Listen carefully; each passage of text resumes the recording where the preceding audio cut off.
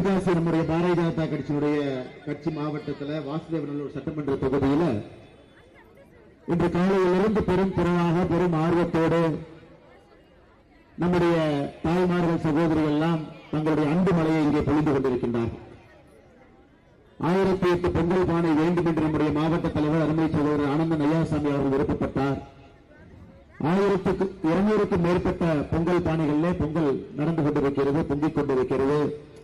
பொங்கலோ பொங்கல் என்று சூரிய பகவானை பார்த்து பஞ்சபூதங்களை பார்த்து எல்லா வளமும் எல்லா குடும்பத்திற்கும் வர வேண்டும் என்கின்ற வேண்டுதலையும் இப்பொழுது வைத்திருக்கின்றோம்.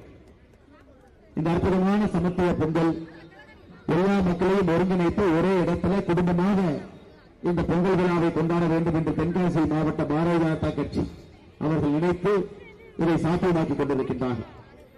நம்முடைய மாநில தலைவர் பாசத்துக்குரிய என்னுடைய அருமை சகோதரர் அண்ணன் நயினார் நாகேந்திரன் அவர்களும் நானும் ஒருவரும் இன்று டெல்லி பயணம் செய்ய வேண்டி இருந்தது. அண்ணன் முன்னாடி விமானத்தில் போறாங்க, நான் இந்த நிகழ்ச்சியை முடித்துவிட்டு பின்னாடியே வந்து விடுகின்றேன் என்று சொல்லிவிட்டு இந்த நிகழ்வுக்கு வந்திருக்கின்றேன். அருமை சொந்தங்களே, எப்பொழுதெல்லாம் இந்த மாவட்டத்திற்குள்ள காலை எடுத்து வைப்போமோ அப்பொழுதெல்லாம் என்னுடைய சொந்த கிராமத்தை பார்ப்பது போல இந்த மாவட்டத்தினுடைய மக்களை நான் பார்த்தேன். கண்ணு கெட்டிய தூரம் வரை பசுமை, யாரை பார்த்தாலும் கூட சிரிப்பிலே ஒரு நேர்மை, அவர்கள் உடுத்திருக்கக்கூடிய ஆடையிலே ஒரு எளிமை, பேசக்கூடிய வார்த்தையில ஒரு வைராக்கியம்.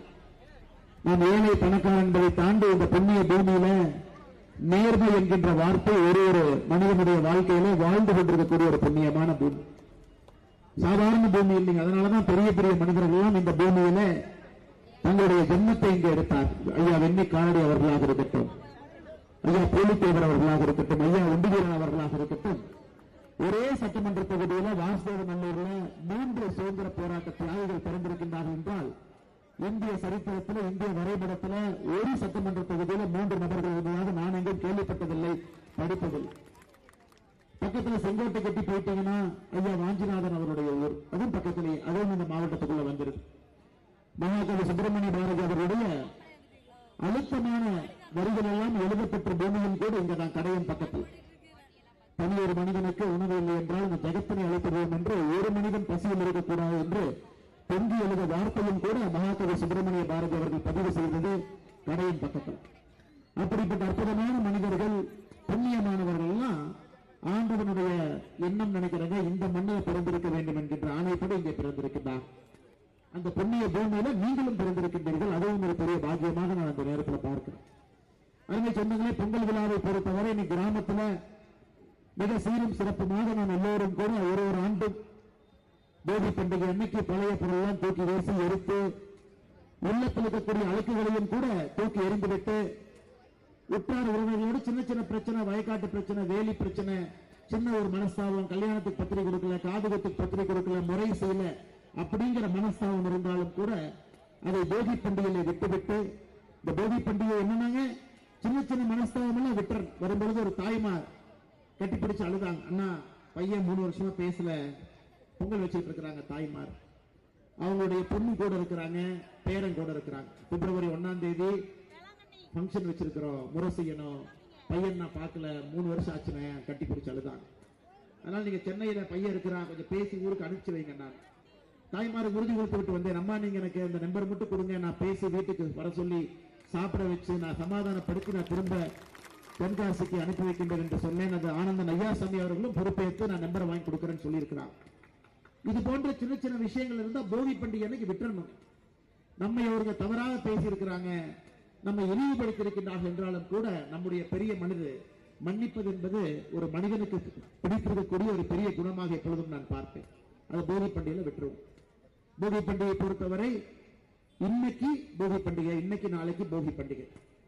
தை 1 15ஆம் தேதி பொங்கல் அன்னைக்கு எல்லோரையும் வரவழைத்து வீட்டில் இருக்கக்கூடிய நம்முடைய திருமணமாக இருந்தால் மருமகளுக்கு அந்த விஷயத்தை கொடுப்போம், அவர்களுக்கு அந்த பெருமையை கொடுப்போம், தாய்மார்களுக்கு அந்த பெருமையை கொடுப்போம். சின்ன பேத்தி இருந்தால் அந்த பெருமையை கொடுத்து பொங்கல் பானை எடுத்து பொங்கல் வைத்து எல்லோரையும் வரவழைத்து அந்த பொங்கல் எப்படி பொங்குதுன்னு ஆர்வமாக பார்த்து கொண்டிருப்போம். சூரிய பகவானுடைய சாட்சியாக பஞ்சபூதங்களை எல்லாம் சாட்சிக்கு துணைக்கு அழைத்து அந்த பொங்கல் விழா. எனக்கு மிகவும் பிடித்த பொங்கல் விழா அடுத்த நாள் வரக்கூடிய மாட்டு பொங்கல். நம்முடைய 5 அறிவு ஜீவன்களாக இருக்கக்கூடிய நம்முடைய மாடு, நம்முடைய ஆடு, காலையில் எந்திரிச்சு எல்லாத்தையும் குளிப்பாட்டி மாட்டுடைய கொம்புக்கு பெயிண்ட் எல்லாம் அடிச்சு அந்த மாட்டை மிகச் சிறப்பாக அதுக்கு நாம சிங்காரிச்சு வீட்டில் இருக்கிற ஒரு மனிதனை போல அந்த மாட்டுக்கு அன்னைக்கு அவ்வளவு அற்புதமா பார்த்து அன்னைக்கு ஜல்லிக்கட்டு போட்டியிலிருந்து மாட்டு பொங்கலை வைத்து அந்த ஐந்தறிவு ஜீவனுக்கெல்லாம் ஒரு பெரிய மரியாதை. இதெல்லாம் கண் முன்னால் தொடர்ந்து நாம் செய்கின்ற காரணத்தினால கண் முன்னால் நிற்கிறது. இன்னைக்கு வாசுதேவன் போன்ற ஒரு கிராம பகுதிக்கு வரும் பொழுது அது அப்படியே பார்ப்பது போல் இருக்கிறது. இது ஏதோ ஒரு 1000 பேர் சேர்ந்து பொங்கல் வச்சாங்கன்னு தெரியலீங்க. 1000 குடும்பங்கள் 1000 இடத்துல ஒன்றாக பொங்கல் வைத்திருப்பதாகத்தான் நான் பார்க்கின்றேன். அப்படிப்பட்ட அற்புதமான ஒரு கிராமிய சூழ்நிலையை ஒரு குடும்பமாக இருக்கக்கூடிய இந்த விழாவை கண் முன்னால் நினைத்து இருக்கிறீர்கள். அருமை சொந்தங்களே, இந்த மண்ணை பற்றி இன்னொன்னு சொல்லணும். இன்னைக்கு மேடையில் இருக்கக்கூடிய தலைவருடைய பெயரை எல்லாம் சொல்ல வேண்டிய நேரம் எனக்கு வந்துருச்சு. நம்முடைய தென்னிந்திய பார்வர்ட் பிளாக்கினுடைய தலைவர் அண்ணன் திருமாறன் அவர்கள் இருக்கின்றார். இந்த மாவட்டத்தினுடைய தலைவராக இருக்கக்கூடிய அமெரிக்காவில் தான் பணி செய்த வேலையை விட்டுவிட்டு என்னை முதலாக சந்திக்க வரும் பொழுது நான் சொன்னேன், சகோதரரே, அரசியல் என்பது புழுதிக்காடு. அரசியல் என்பது மற்ற ஊர் மாதிரி தமிழ்நாட்டில் நாகரிகமாலாம் இருக்காது. இங்கே சட்டை கிளியும் ரத்தம் வரும், அவமானங்களை சந்திக்கணும். அதையெல்லாம் தாண்டி நின்றால் மட்டும்தான் மக்களுக்கு நம்மால் ஒரு சின்ன துரும்பனாவது கிள்ளி போட முடியும். அதையெல்லாம் தாண்டி வருவதற்கு தயாரா இருந்தா நீங்க அமெரிக்காவில் வேலையை விட்டுட்டு வாங்கன்னு சொன்னேன். அதே போல நான் அமெரிக்கா சென்றிருந்த பொழுது சியாட்டில் மாநகரத்துல ஒரு ரோட்டோரத்தில் ஒரு கடையில நின்று கொண்டிருந்தேன். அப்ப ஆனந்தன் ஐயாசாமி அவர்களும் அவருடைய துணைவியாரும் வந்து சியாட்டில் என்னை பார்த்தார். அப்புறம் துணையாருக்கு சொன்ன, நல்லா யோசிச்சுக்கம்மா, ஒரு பெரிய வேலையை விட்டுட்டு வர்றீங்க, ஊருக்கு வர்றீங்க, புழுதி காட்டுக்குள்ள வர்றீங்க, இது அவ்வளவு எளிது கிடையாது, யோசிச்சுட்டு வாங்க அப்படி. அதையெல்லாம் யோசித்து விட்டு எல்லாத்தையும் தூக்கி போட்டுட்டு இந்த மண்ணிலே அரசியல் செய்ய வேண்டும் என்று மேடையில் இருக்கக்கூடிய நம்முடைய மூத்த தலைவர்களை வழிகாட்டிகளாக எடுத்துக்கொண்டு பாரதிய ஜனதா கட்சி தென்காசியில எல்லா தலைவரும் ஒரு படி வளர்த்து கட்சியை கொண்டு வந்து நிறுத்தினாங்க. அவர்களோடு நானும் இந்த கட்சி வளர்ச்சிக்கு துணையாக இருப்பேன் என்று சொல்லி புழுதிக்காட்டிலே உங்களோடு இருக்கக்கூடிய அருமை சகோதரர் ஆனந்தன் ஐயாசாமி அவர்களே, இந்த மாவட்டத்தினுடைய தலைவர், அதே போல மேடையின் மீது இருக்கக்கூடிய எல்லா நம்முடைய அருமை மிகுந்த ஆற்றல் மிகுந்த மாவட்டத்தினுடைய பொதுச் செயலாளர்கள் பாலகுருநாதன் அவர்கள், அருள் செல்வன் அவர்கள், பால ஸ்ரீனிவாசன் அவர்கள், மாவட்டத்தினுடைய பொருளாளர் அண்ணன் மாரியப்பன் அவர்கள், வழிநடத்தி கொண்டிருக்கக்கூடிய நம்முடைய மூத்த தலைவர்கள். இன்னைக்கு கட்சி இந்த அளவுக்கு தென்காசியில் இருக்குன்னா இந்த மேடையில் இருக்கக்கூடிய மூத்த தலைவர்கள் கட்டி காத்து ரத்தம் சிந்தி வியர்வை சிந்தி இந்த கட்சியை கொண்டு வந்து நிறுத்திருக்கிறாங்க. அண்ணன் தீனதயாளன் அவர்கள், அண்ணன் அன்புராஜ் அவர்கள், முன்னாள் மாவட்ட தலைவர் அண்ணன் பாண்டித்துறை அவர்கள், முன்னாள் மாவட்ட தலைவர் அண்ணன் ராமராஜ் அவர்கள், முன்னாள் மாவட்ட தலைவர் அண்ணன் ராஜேஷ் ராஜா அவர்கள், எல்லோருடைய பாதத்தை தொட்டு வணங்கி நன்றியை தெரிவிச்சுக்கிறேன். கட்சி இந்த அளவுக்கு உயிர்ப்போடு கொண்டு வந்து நிறுத்திவிட்டு இன்னைக்கு அமைதியாக கட்சி சொல்லி இருக்கக்கூடிய வேலையை ஒரு தொண்டனாக செய்யக்கூடிய மனப்பக்குவத்தில் இருக்கக்கூடிய தலைவர்களுக்கும் நன்றி தெரிவித்து, மாவட்டத்தினுடைய துணைத் தலைவர்கள், மாவட்டத்தினுடைய செயலாளர்கள், மாவட்டத்தினுடைய பொதுக்குழு உறுப்பினர்கள், அணிப்பிரிவு மாநில நிர்வாகிகள், மண்டல் தலைவர்கள், குறிப்பாக இந்த மண்டலுடைய தலைவர் மகாலிங்கம் அவர்கள் உட்பட எல்லா மண்டல் தலைவர்கள், மண்டல் பார்வையாளர்கள், அணிப்பிரிவினுடைய மாவட்ட தலைவர்கள், நம்முடைய அழைப்பை ஏற்று சிறப்பு விருந்தினராக வந்திருக்கக்கூடிய அருமைக்குரிய சாமஜி ஐயா இங்க வந்திருக்கிறாங்க. அவர்களுக்கு என்னுடைய சிறப்பு வணக்கத்தையும் வாழ்த்துக்களையும் ஐயா அவர்களுக்கு தெரிவித்துக் கொள்கின்றேன். எல்லா மேடையிலும் என் கூட இருப்பாங்க, நம்மளோடு இருப்பாங்க, ஐயாவுக்கும் தெரிவித்துக் கொள்கின்றேன். இந்த மண்டல் இன்னொரு பெருமைங்க ஐயா, நானும் கிராமத்திலிருந்து வந்தனால அதை சொல்றேங்க ஐயா. சமீபத்தில் ஒரு படம் பார்த்து, சாதி மதம் சமுதாயம் எல்லாம் தாண்டி மனித ஜாதி என்று வந்த பிறகு என்ன சாதிங்க, ஒரே சாதி மனித சாதி தான். ஆனா கிராமப்புறத்துல நம்ம பிறந்துட்டோம்னா பல வேலிகளை உடைத்து தடைகளை தாண்டி தான் அந்த பையனோ பொண்ணோ மேல வர முடியும்.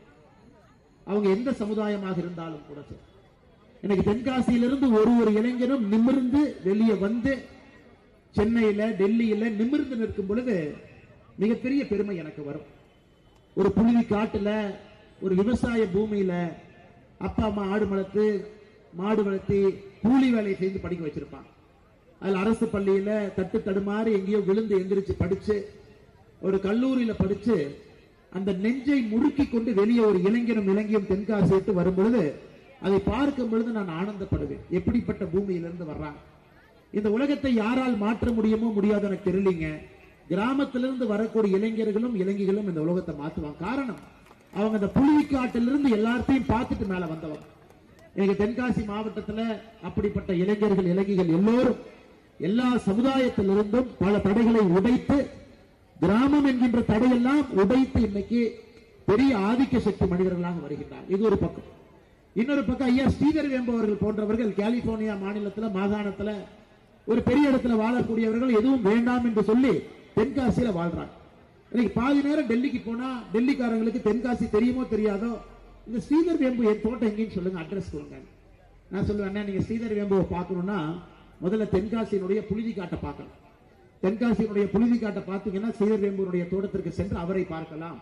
அந்த அளவுக்கு இன்னைக்கு தென்காசியினுடைய உயரம் இந்திய அளவில் ஒரு படியாக உயர்ந்து கொண்டிருக்கிறோம். எல்லா இடத்திலும் கூட பாரத பிரதமர் நரேந்திர மோடி அவர்கள் மிக உன்னிப்பாக இன்னைக்கு தென்காசியை பார்த்துக்கிட்டு இருக்கிறார்.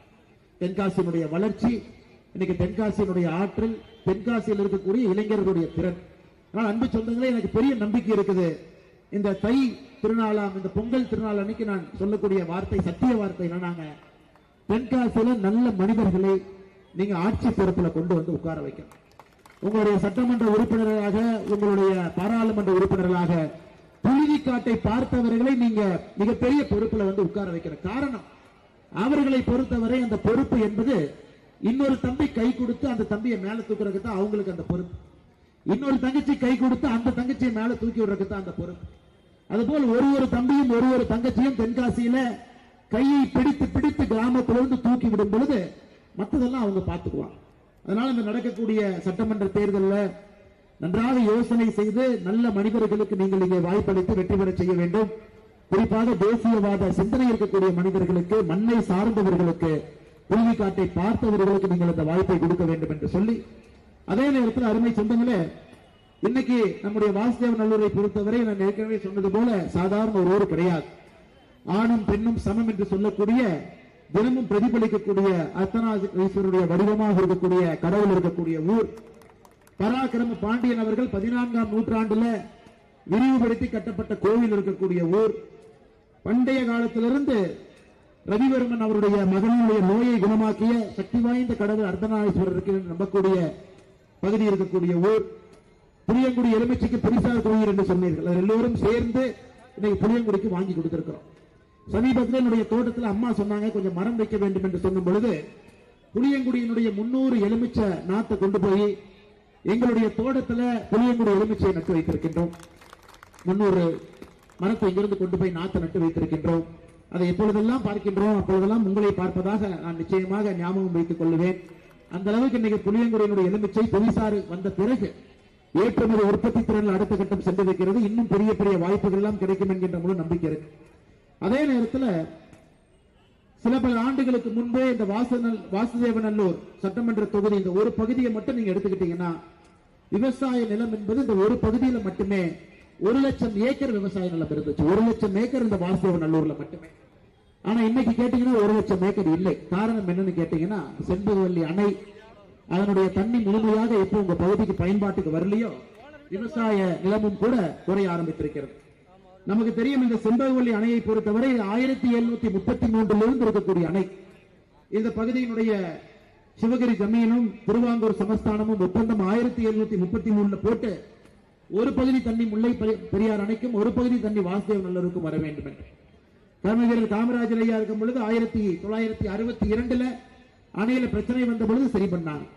அதன் பிறகு புரட்சி தலைவர் டாக்டர் எம்ஜிஆர் ஐயா இருக்கும் பொழுது 1982 பிரச்சனை வந்த பொழுது அந்த செலவுக்கு பணத்தையும் இங்கிருந்து அனுப்பிச்சுட்டாங்க. அந்த கேரளாவுடைய கம்யூனிஸ்ட் ஆட்சி இன்னைக்கு நைசா அந்த அணைய வனப்பகுதிக்குள்ள கொண்டு வந்து எந்த விதமான வேலையும் செய்ய மாட்டோம், இந்த அணை பழுதாகி விட்டதனால தண்ணீர் கொடுக்க மாட்டோம் என்று சொல்லி இருக்கிறார். திராவிட முன்னேற்ற கழகத்தினுடைய தேர்தல் வாக்குறுதி 84 நாங்க ஆட்சிக்கு வந்த உடனே செண்பகவல்லி அணையை சரி செய்து புனரமைத்து தண்ணியை வாசுதேவநல்லூருக்கு கொண்டு வருவோம் என்று சொன்னார்கள். எந்த ஒரு திரும்ப கூட அவங்க கிள்ளி போல். நம்முடைய முதலமைச்சர் ஐயா ஸ்டாலின் அவர்கள் 5 முறை கேரளாவுக்கு போயிருக்கின்றார். பினராயி விஜயன் அவர்களை சந்தித்திருக்கின்றார். 5 முறையும் கூட செண்பகவல்லி அணையை பற்றி அவர் பேசலை. அருமை சொந்தங்களே, இதை நம்ம செய்யணும். நம்முடைய ஆட்சி வரும் பொழுது நம்முடைய முதல் வேலை என்பது மத்திய அரசுடைய துணையை கொண்டு கேரளாவுடைய ஆட்சியாளர்களுக்கு அழுத்தம் கொடுத்து செண்பகவல்லி அணையை சீர் செய்து மறுபடியும் அந்த ஒரு பகுதி தண்ணீரை வாசுதேவநல்லூர் கொண்டு வந்து, எப்படி இந்த புண்ணிய பூமி பச்சை அழிஞ்சுக்கிட்டே வருதுங்க ஐயா. ஒரு முறை வரும் பொழுதும் கூட அந்த பச்சை என்பது குறைவாக தெரிகிறது. காரணம், இளைஞர்கள் விவசாயத்திலிருந்து வெளியே போறாங்க, தண்ணி இல்லை. மறுபடியும் தண்ணியை கொண்டு வரும் பொழுது மட்டும்தான் இளைஞர்கள் உள்ளூர்ல தங்குவாங்க. விவசாயத்துக்காக உள்ளூர்ல தங்குவாங்க. இளைஞர்களை உள்ளூர்ல தங்க வைக்க வேண்டும் என்றால் இந்த செண்பகவல்லி அணை மிக மிக முக்கியம். அது நிச்சயமாக நாம் ஆட்சிக்கு வரும் பொழுது செய்வதற்கான எல்லா முயற்சியும் கூட நாம் எடுப்போம்.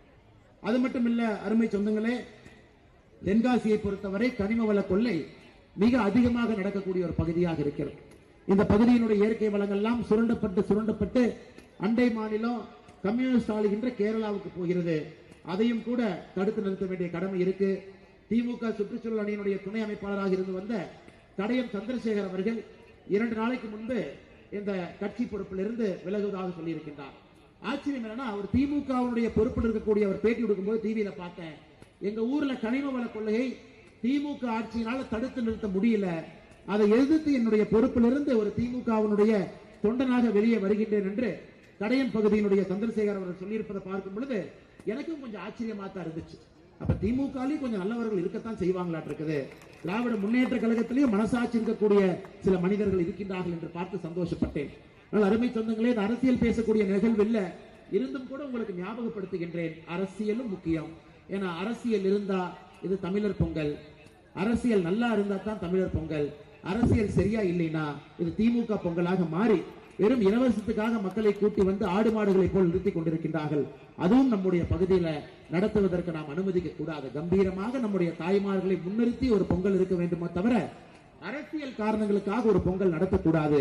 அது தவறான ஒரு முன்னுதாரணத்தை வைத்துவிடும். அதனால் மிக அன்போடு பாசத்தோடு பூரிப்போடு இங்க இருக்கக்கூடிய எல்லா தாய்மார்களும் அவங்க கண்ணுல வரும்பொழுது கண்ணீரோடு இருந்தாங்க. அது ஆனந்த கண்ணீர், பொங்கல் வைக்கிறதுனால வரக்கூடிய ஆனந்த கண்ணீரோடு இருந்தாங்க. எல்லா தாய்மார்களும் கூட நம்முடைய அழைப்பை ஏற்று பொங்கல் பானைக்கு பொங்கல் வைத்து பொங்கலோ பொங்கல் என்ற மோடு சொல்லி ஆனந்த கண்ணீரோடு இந்த பொங்கல் விழாவிலே பங்கேற்றுக் கொண்டிருக்கின்றார்கள்.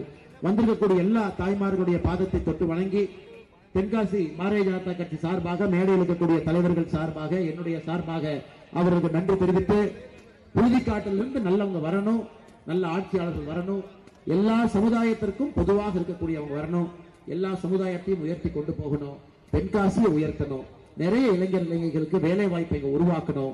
ஒரு ஆனந்தமான தென்காசி இந்தியாவிற்கு முன்மாதிரியா இருக்கும். இந்தியாவுக்கு நகரம் இருக்கு, கிராமம் இருக்கு. ஆனா எந்த ஒரு பகுதியும் கிராமத்துல நகரத்தில் இருக்கக்கூடிய வசதி இருக்கக்கூடிய பகுதியை நான் அதிகமா பார்க்கல. தென்காசியில் அதை கொண்டு வரணும். கிராமமாகவே இந்த ஊர் இருக்கலாம், ஆனா நகரத்தில் இருக்கக்கூடிய வசதியை தென்காசிக்கு வாசுதேவநல்லூர் கொண்டு வரலாம். அது இந்தியாவுக்கு இலக்கணமா இருக்கும். அது நிச்சயமாக நாம் செய்வோம் என்று சொல்லி வந்திருக்கூடிய எல்லோருக்கும், பத்திரிகை நண்பர்களுக்கு குறிப்பாக அவர்களுக்கும் பொங்கல் வாழ்த்துக்களை தெரிவித்து, எல்லோருக்கும் என்னுடைய பொங்கல் நல்வாழ்த்துக்களை தெரிவித்து உரையை முடித்துக் கொள்கின்றேன். நன்றி, வணக்கம். பாரத் மாதா கி ஜெய். நமது மாவட்ட தலைவர், நமது மாவட்டத்தின் சார்பாக சகோதரன் தேசிய பொதுக்குழு அண்ணாமலை